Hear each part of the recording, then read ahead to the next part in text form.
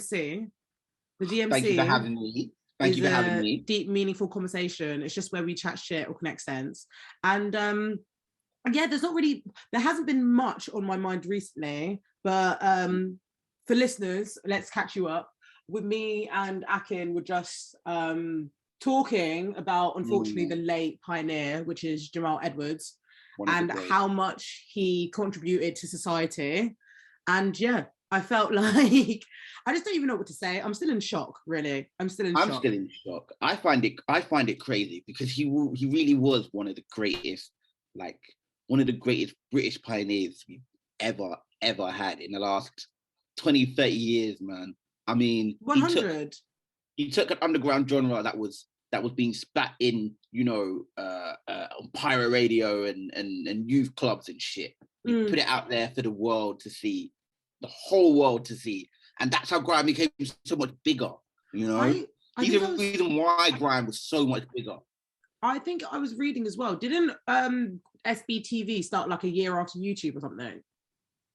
Yeah, it did. It started in 2006. Yeah, so it started a year after YouTube, and the impact that it had on music artists across all genres, like so many genres. I think grime probably is the one that we can speak about for years and years and years. But like even like female rappers, like I found Lady Leisha from there. I found I want to say like there was this mix by Lady Leisha, Little Sims, Amplified Dot, and like I remember Amplified Dot. You know I mean, and it's jokes now because Amplified Dot is a bloody radio host. They're a podcaster. They're just out here living lavish, but they try to do their thing with their rapper. Yeah. And it's just like SBTV gave room for so many artists. Like bloody, we were just talking about Ed Sheeran, an example when they did that Nando skank. There is no Ed Sheeran. Yeah, there's no Ed Sheeran without fucking SBTV. There just isn't.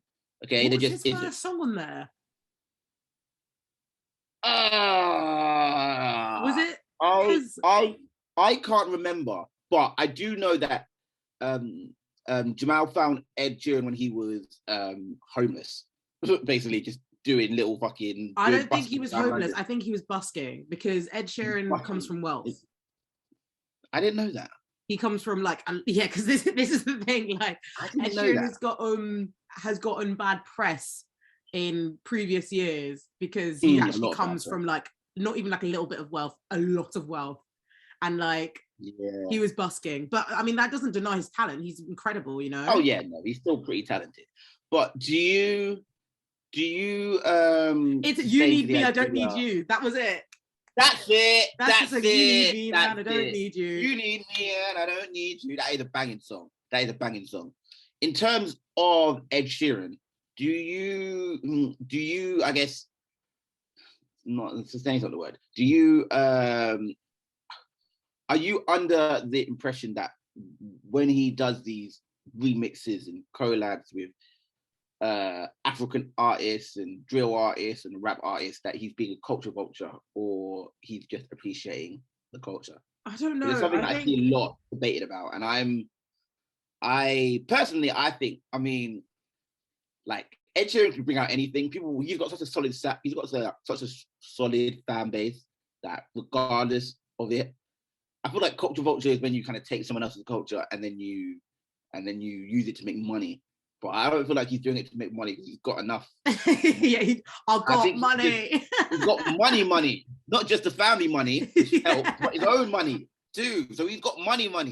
But I feel like if you're doing a remix with someone who's up and coming just to boost to help you, I mean, it's Ed Sheeran. Like he's boosting that person's career regardless. The thing is, like, you know what? It's weird because I normally kind of try and stay out of those conversations just because I feel like I'm to answer everything's subjective. I think that with Ed Sheeran, he's incredible songwriter and he's helped so many different artists, whether they're from like African background or whether they're like, I mean, he worked on artists for like Taylor Swift, do you know what I mean? And he'll work on artists with Stormzy, he'll work on artists with like so many different individuals from different genres that I think. Don't forget his collaborations albums that he did. And he was doing those before he was. Oh, nah, I can't lie. That was sick. Yeah. Remember that with that grime? Yeah, the one he did with. That's why when Wiley started beefing him, I was a bit shocked. But the one he did with Wiley, you know, the collaborations he did one with JME too. I think it's called collaboration number 5. The one with JME and the one with Get. Oh my god! On my life, I listened to that every single day for a year. I love that album. I don't think I've listened to that album in a long time. I'd have to replay the song. No, you have to, because the thing is, I bet it'll hit different now. Because before we were 17, 18, whatever, listening to this music, like experiencing life, but not really deeping things. And now we've got all this wisdom. Yeah. I want to go back to this music and see how it is. But one you know what I'll do, Ed Sheeran, you know what I'll do? You know what I'll do? I'll put the album on when I'm next driving to Windsor, so that I got a better fucking. I also that so when I get there and I can handle the people there a bit better the next time, yeah. Also, his mixtape with all those grime artists, legendary. Gets and Jamie were my favorite. Pardon? Collaboration is number 5. Yeah, it was really, really good. But I bring this up to say, Jamal Edwards, you're a pioneer. You were the way that you contributed to the music scene, to the creative scene, to just like. Would you say it's media, the industry that he was in? I think, you know what? He was just for the culture. He was just for the culture. I think he was just for the culture, because as well as just all the other stuff that he did, he introduced a lot of artists to other artists. So I remember I was watching, I think it was Ed Sheeran. Go back to Ed Sheeran. Ed Sheeran again. He was on like Capital or something like that. And he was talking about like his favorite drill artists and stuff. And he was like, yeah, so my friend Jamal, he told me about, you know, this person and that person. I listened to them and I quite like their music. And that in itself is just, I mean, it just raises the profile of these people trying to change their lives and get out. 100. So I mean, Jamal, he literally changed millions of people's lives. Like he really did. And I also think like even Henry VIII, or I think I can't remember their name. I think that's how they write their name on Insta. They're a DJ and radio presenter on Kiss 100. Yeah. And like they were saying how like they got an internship by Jamal straight after uni, and like that led them to get more opportunities that they have today. So it's just really inspiring how this person had an impact on so many people's lives. So yeah, RIP, rest in power to the great Jamal Edwards. Man. Rest in power. He went so young, man. I mean, it's just crazy, man. He went so young. He was such an inspiration to so many people. He's still an inspiration to so many people. He always will be. I think. See, that's the thing. I saw, let me see if I can get the tweet up. So I think it was like, he made a tweet maybe a couple of years ago saying, we all die. The goal isn't to live forever. The goal is to create something that will. And he made that tweet in 2012. Yeah, I saw that. I did see that. And I think that's just such an impact. Yeah, because it's like, I mean, you're right. I mean, he's right. You're right. Sorry, he's right. He is right. You know, we are all gonna die. No one lives forever. But I also think you kind of do live forever in what you kind of leave behind. And I think Jamal Edwards will live forever. 100. I think a lot of artists, a lot of creatives, a lot of people credit him to being a way shower to what they're doing now. And by that alone, he is living forever, because the fact that he had so much faith and hope and like opportunity in people meant that it's carried on to the next generation. And I think I was even saying this to you before we started recording, like what he started in 2015 by creating SBTV is going to make people who are getting into those things now journeys a lot easier, because he had to put the groundwork and pave the way for the other creatives to come. So no, honestly, like it's just amazing. Yeah, but think about it. Without SBTV, there's no Grime Daily, there's no Link Up TV, 100. There's no Mixtape Madness, nope. There's no Press Play, nope. There's none of these things. None of these things aren't possible without SBTV. It's just not. He just paved the way. He paved the way, man. He paved the way. 15 years old. And that's another thing, you know. He was 15 when he started it. 15. All he was doing was he was 15, just filming people on the block, spitting, you know, the realness and putting it out there. That's it. 15 years old when he started doing it. And it's amazing, man. You know, I know people that talk about how, I know the older generations always tend to quite like to talk about how younger generation don't do shit and that they just mess around or they don't really care about anything, yeah.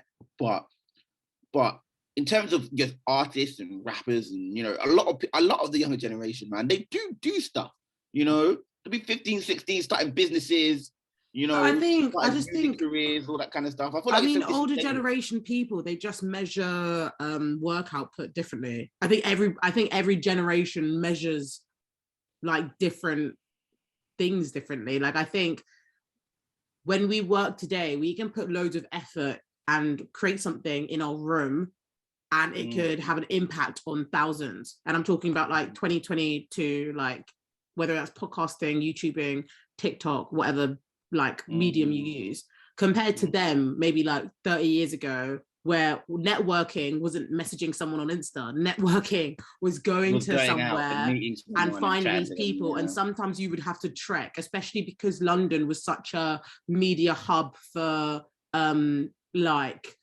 creatives, you know. There was more attention for people in London than there was, and you can still see it today. Like, even when I was living in Manchester, people aren't getting as many opportunities because they don't live in London, you know. And it's only changing now, but it's annoying because they might have to work a little harder.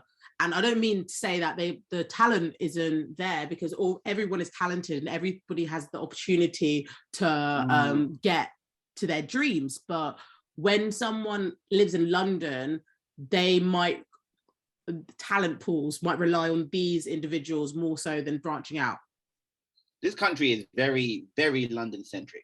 And it's something that I never really... Like, what about all the creatives in Wales? Yeah. Out here doing their thing.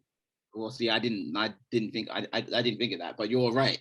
You're right. You know, and I never thought of London. I never thought of England being so London centric. It wasn't until I left London properly and went to Manny, you know, because Manny was still, I mean, it's still a city and it's still, you know, got these things, but I just took it as a given that every single bus in every single part of the country had like a little, you know, that little like electronic sign that said what stop you're about, what name you got off. I just took it for granted that I just assumed every single bus in the country had that until I found out that it was just mainly it's literally just London.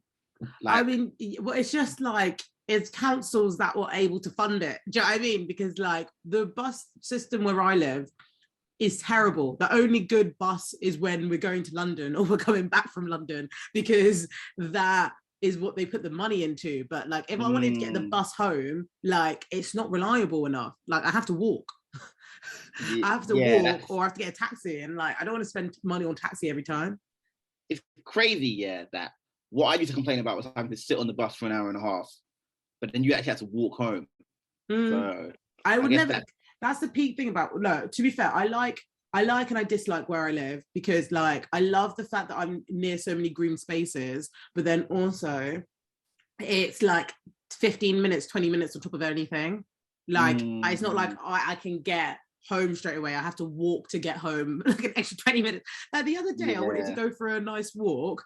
And there's honestly gorgeous fields, like quite a bit far out away from me. And I wanted to go there, but then I realized I have to take a 20-minute walk to get there. And like, I wanted to go for a walk, but I didn't want my whole of my walk to be consumed with me getting to there. I ended up walking, but because of that whole walk of getting there, doing the walk and then coming back, I ended up doing like 11,000 steps. Do you know what I mean? And it's just like, I wanted to walk, but I didn't want to walk that much. I did a lot of walking during lockdown. So I live in London, but I've lived there for like my whole life, and there were a lot of places about it that I hadn't actually explored yet. So during the one outing a day of exercise, I thought, okay, fuck it, I'm gonna walk to all the places that I've always wanted to go, and I did. And as fun as that was, I was a bit like, okay, cool. I mean, now I've done it. What am I going to do what am I going to do tomorrow? Where I live is not that big. Do you think? I find walks quite healing though. Like, I find like walks in green spaces very like calming. I think they calm any human being. Like I went to this new place. Well, it's not really new. It's not a new place, but it's new to me. But I went to Virginia Water a couple of maybe like a month or couple so ago. And this Virginia Water is like in Surrey. Oh, okay. And it is huge. Like there was waterfalls, there was like lakes, there was like, it was everything. It was just like acres of land, innit? And like, because I hadn't been on a walk in a long time, it did like refresh me. It refreshed like my body and stuff. But then also because I needed, like, you know, when you just go on holiday, you go on a trip, or you like just get a new environment, like it changes your surroundings and you can be more comfortable in yourself. No, you're right. When I went to Italy last year with my mate, and we only went for like 4 days, but that was just, I mean, that was well needed, you know. I mean, it was just nice to kind of get out, go somewhere different. And we went to a lot of places. We went to Verona, that was pretty sick. We went to Lake Como, that was beautiful. I had the best ever risotto I've ever had in my entire life. Oh, amazing. I'd love to go to Italy. The food just alone looks incredible. Italy is a vibe. I mean, historical context alone, you know, because we were in Milan. We were in Milan, yeah, and it was just great, you know. Are there many Black people in Italy? You know what? Yeah. This is this is the thing. Yes, there are a fair few. There were always so many when I was on the when me and my mate went to the train station. But I will tell you one thing. Yeah, we were on the way back from Verona. It's like a 2.5 hour train ride. So we were on the way back. We were pretty drunk at this point as well. So we're just chilling. We're sleeping. I think like an hour into the journey, I was like, shit, I really need to pee.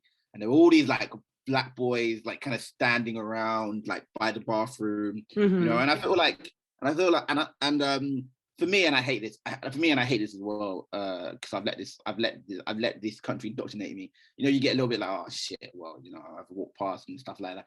What's gonna happen? So I walk past, go to the toilet, I come out, and they're like, yo, your hair is sick. This is when I had dreads, like, yo, your hair is sick. They were hugging me and high-fiving me, to me, yo, where you from? Your hair is sick, your outfit is sick. You know, they were just gassing me up. Yeah. And I mean, I was getting gassed too. I was like, yeah, come on, bro. And they were like, no way, you ain't from here, are you? I was like, nah, man, I'm from London. They were like, what about you? Like, yeah, Italy, Milan, bro. I was like, yeah, all this high-fiving and spudding.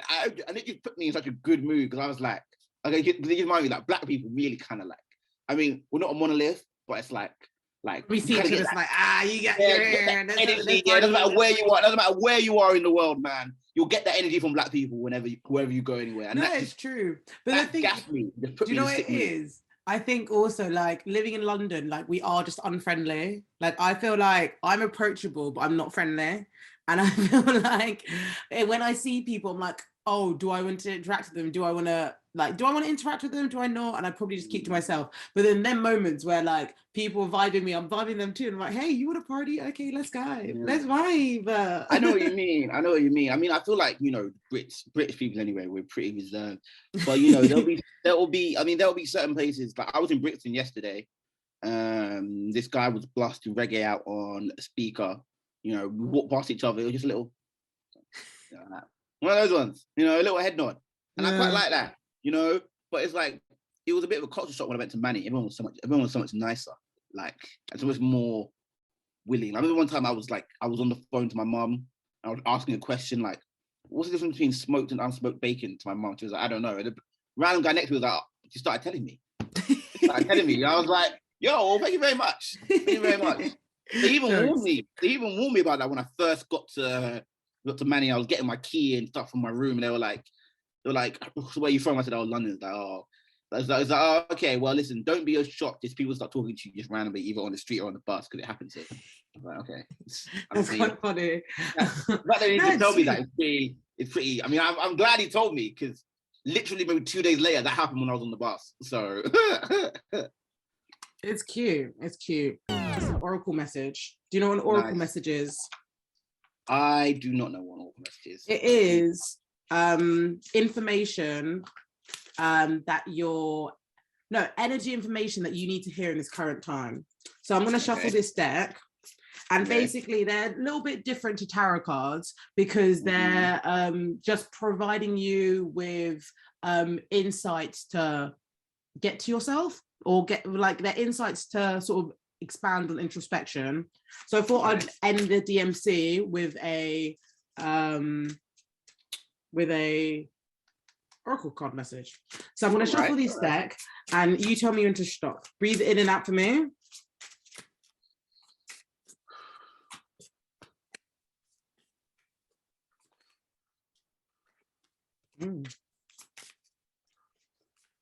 Okay, stop. Okay. 1, 2. Why do I want the spring one? 3. Okay. So the cards that we got were 1, 44, and 38. The first one says, the moment is the most important. Is this how you're going to use it? Right. All right. So boom, the past no longer exists. The future doesn't exist either. This means the only moment that you know exists for sure is the one you're in right now. Make the most of it. Everything else will sort itself out. Damn. The second one says, the creator gave you the ability to create. Use it wisely. You possess the ability to create and miscreate. Refrain from manifesting more pain for yourself and others. Create an environment for peace within yourself and project it onto the world around you. And then the last one says, 38, upon all the things you think you may have done wrong in this life, the angels still celebrate you every single day. Ultimately, you're perfect because you are made in the image of the divine. This is why the angels continue to celebrate you despite your perceived missteps. They remember your divinity, so when will you?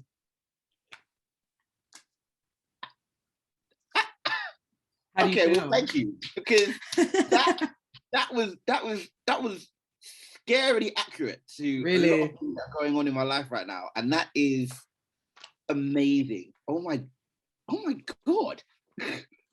It's the energy, babe. It's the energy, because like I love oracle card messages. Oh, so for anyone who is wondering where what cards I used, it was the Spiritual Seasoning for the Soul by Kelechi Okafor. I know these cards are sold out now, so don't pester Kelechi for more. But I just want to let you guys know. Yeah, with these energy card messages, I really resonate with them because they're sort of light, reflective, and really like straight to the point, but in a very like self comforting way. Do you know what I mean? Like I can get dragged, but the way that I'm going to drag you is going to be a soft drag, you know. It's not going to be like criticizing your approach. It's telling you why the criticism is there. And I think even with these cards, from our conversation earlier, just thinking about like the inspiration that Jamal Edwards has left behind and how we can use his presence to move into our dreams. Because like I think one thing that I'm quite guilty of is thinking there's going to be a right time to do something. There's never going to be a right time to 100% do something, and we don't realize that it's our ego trying to delay us from like trying, you know, because it's just a way of procrastination. How do you feel with those cards? Well, for one, I mean, I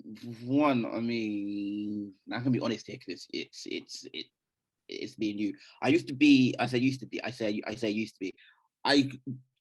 can sometimes be skeptical of things that I may not be like I may not know about like 100%, or things I'm maybe uncertain of. But one, you're sick at everything you do, so there's that. But then two, it's kind of like when you read it, it was a bit like because it was crazy, because it was something that some of the things that you like, everything that you said had really does relate to something that I'd like literally like been thinking about, I've been going through. Like literally before, you know, you signed on, I had the opportunity for something on Saturday, but I also have a pre-commitment to my sister, that if I do the opportunity, then I'll have to miss the thing with my sister. But the opportunity will help me with my career. But my relationship with my sister has finally started to get better.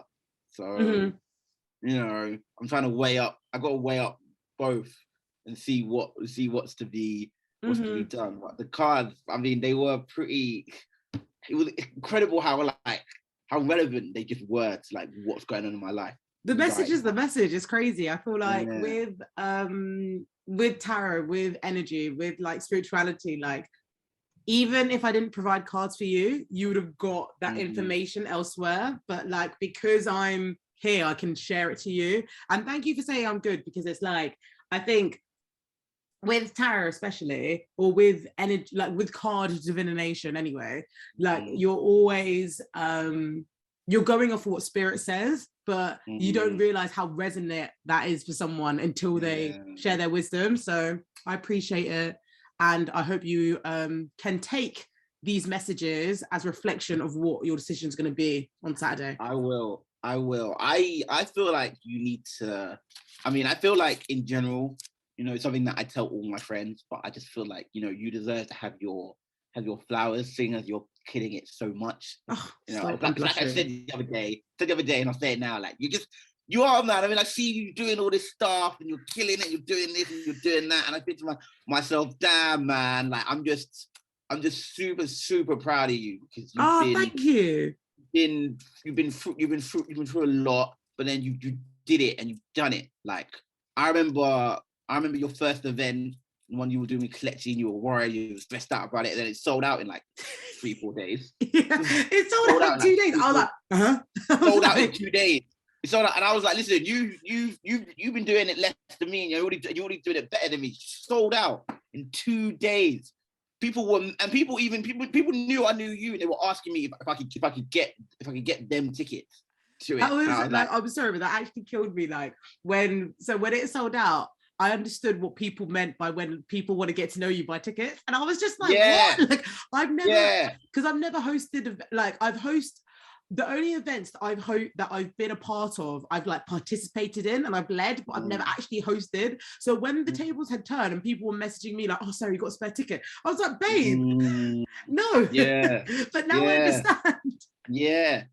I got it a lot. I don't really get it anymore. I'm quite glad about that. I don't get it anymore. Jokes to your like RIP to your promoting days. That was funny. Yeah, mate. Nah. Sometimes people ask me, you know, sometimes am I gonna go back to it? And I'm like, nah, man. I did it. I lived it. I had fun, but I can't go back to that life. Just looked stressful. I can't lie. From an outsider looking in, it just looked like your fate was in other people's hands, and I just it's way too stressful, man. It's way too stressful for me to be doing that. I can't do it. I can't do it. Well, everyone for listening, this has been the DMC. I've been joined with Akin. Check out the episode next week to hear our beautiful voices. See you later. Bye. See you later. Bye.